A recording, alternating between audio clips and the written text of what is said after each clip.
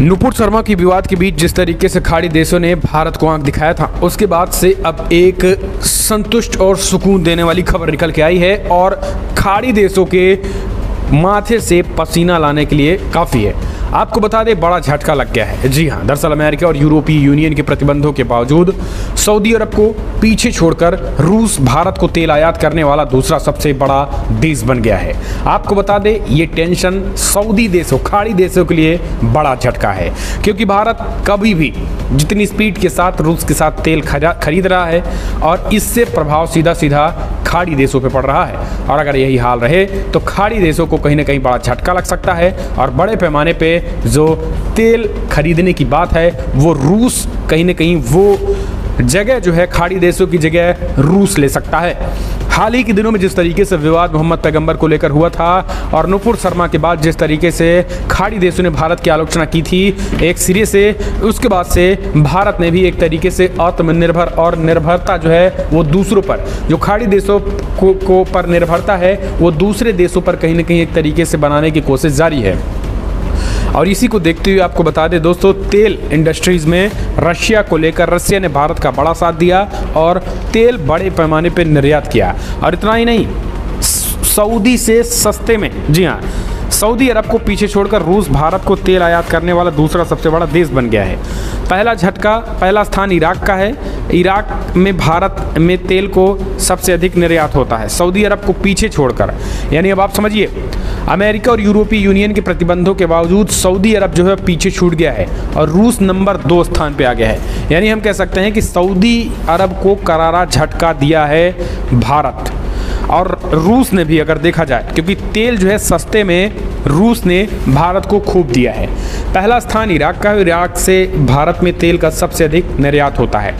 Industry data के मुताबिक Ukraine पर रूस के हमले के बाद से भारत की तेल रिफाइनरी भारी छूट पर रूस का तेल खरीद रही है।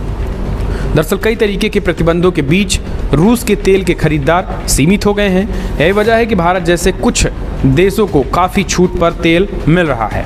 भारतीय तेल रिफाइनरियों ने मई में रूस से लगभग 2.5 करोड़ बैरल तेल खरीदा है और ये भारत के कुल तेल आयात का 16% से अधिक है। डेटा के मुताबिक भारत में समुद्र के रास्ते से रूस से कच्चे तेल का आयात भी बढ़ा है। अप्रैल महीने में पहली बार समुद्र के रास्ते भारत में रूस के तेल की हिस्सेदारी 5% रही। वहीं 2021 में और 2022 की पहली तिमाही में ये फीसदी से भी कम थी। भारत दुनिया का तीसरा सबसे बड़ा तेल आयातक और उपभोक्ता देश है। रूस के राष्ट्रपति व्लादिमीर पुतिन के यूक्रेन पर हमले के बाद से भारत रूस से कच्चा तेल खरीदने के अपने फैसले को बचाव करता आया है।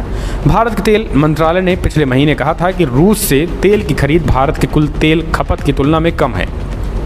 मई में इराक से भारत को सबसे अधिक तेल का निर्यात किया गया। रूस के दूसरे पायदान पर आने के बाद सऊदी अरब तीसरे स्थान पर पहुंच चुका है। भारत ऐसे समय में रूस के कच्चे तेल पर भारी छूट का फ़ायदा उठा रहा है और जब अंतर्राष्ट्रीय स्तर पर तेल की कीमतें आसमान छू रही हैं और अमेरिका और चाइना के बाद भारत तेल का उपभोग करने वाला दुनिया का तीसरा बड़ा देश है।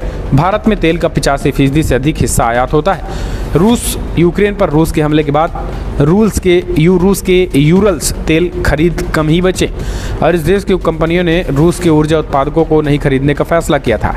लेकिन दोस्तों, नुपुर शर्मा के विवाद के बीच जिस तरीके से रिकॉर्ड तोड़ भारत ने तेल खरीदे हैं वो कहीं ना कहीं एक तरीके से खाड़ी देशों के कान खड़े कर दिए हैं और खाड़ी देशों के लिए करारा झटका है। किसी सदमे से कम नहीं है खाड़ी देशों को ये जो न्यूज़ हम आपको बता रहे हैं। ये न्यूज़ खाड़ी देशों को किसी झटके से कम नहीं है, अभूतपूर्व झटका है। जी हाँ, अभूतपूर्व झटका है और ये झटके पे ऐसा झटका लगा है कि पूरी तरीके से झटका में झटके हो गए हैं। फिलहाल दोस्तों, फटाफट ब्रेकिंग न्यूज़ में इतना ही। पल पल के अपडेट के लिए चैनल को सब्सक्राइब करें।